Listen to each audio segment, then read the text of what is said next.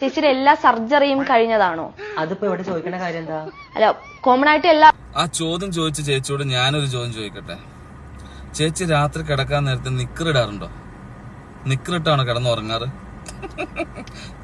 നിക്കറ്. അപ്പൊ ചേച്ചി എന്നോട് തിരിച്ചു ചോദിക്കും, നീ ആരാണ്ട് അത് ചോദിക്കാൻ?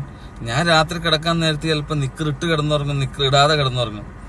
അത് എന്നെയും എന്റെ ചേട്ടനെ മാത്രം ബാധിക്കുന്ന കാര്യമാണെന്നല്ലേ? അത്രേ ഉള്ളൂ ചേച്ചി. ചേച്ചി നിക്കറിട്ട് കിടന്നുറങ്ങിയാലും നിക്കറിടാതെ കിടന്നുറങ്ങിയാലും അതും ഞങ്ങളെ ബാധിക്കുന്ന കാര്യമല്ല. മനസ്സിലായോ? ഇപ്പൊ ചേച്ചി ഇവിടെ പറഞ്ഞല്ലോ, ഇതൊക്കെ പൊതുജനങ്ങൾ അറിയാൻ വേണ്ടി നോക്കിയിരിക്കും. ഏത് പൊതുജനം? ജാസിയുടെ സർജറി കഴിഞ്ഞു ഇല്ലോ എന്നുള്ളത് പൊതുജനത്തിന് എന്ത് കാര്യം? അത് ജാസിയും ജാസിയുടെ പാർട്ട്ണറും അറിയേണ്ട കാര്യമാണ്, അല്ലേ? അവർക്ക് സർജറി ചെയ്താലും സർജറി ചെയ്തില്ലെങ്കിലും അവരാ രീതിയിൽ കൂടി ജീവിച്ചോളും. ഈ നമ്മുടെ നാടിന്റെ ഒരു പ്രത്യേകതയാണ് ചില വൈകല്യങ്ങളുള്ള ആളുകളെ കളിയാക്കുക, ജെൻഡർ വെച്ച് കളിയാക്കുക. കാലഘട്ടമൊക്കെ ഒരുപാട് മാറി, മനസ്സിലായോ? കുറച്ചും കൂടി വിശാലമായിട്ട് ചിന്തിക്കാനായിട്ടുള്ള കാലഘട്ടമാണ്.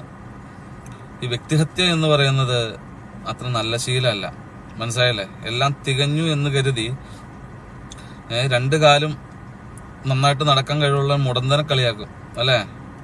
അവന്റെ ഒരു കാലൊടിഞ്ഞു കഴിയുമ്പോഴാണ് അവന് മനസ്സിലാവുള്ളൂ. അല്ലെങ്കിൽ അവന്റെ സ്വന്തം കുടുംബത്തിലൊരുത്തിന് അങ്ങനെ വരണം, അപ്പോഴേ അങ്ങനെയൊക്കെ മനസ്സിലാവും. മനസ്സിലായല്ലേ?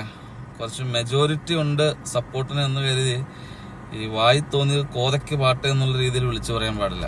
ഇതൊക്കെ തെറ്റല്ലേ ചേച്ചി? കേട്ടോ, ശ്രദ്ധിക്കുക. അല്ലെങ്കിൽ കാലഘട്ടം മാറി, അല്ലെങ്കിൽ പിള്ളേര് ഉറുകി കയറ്റും. കേട്ടാ?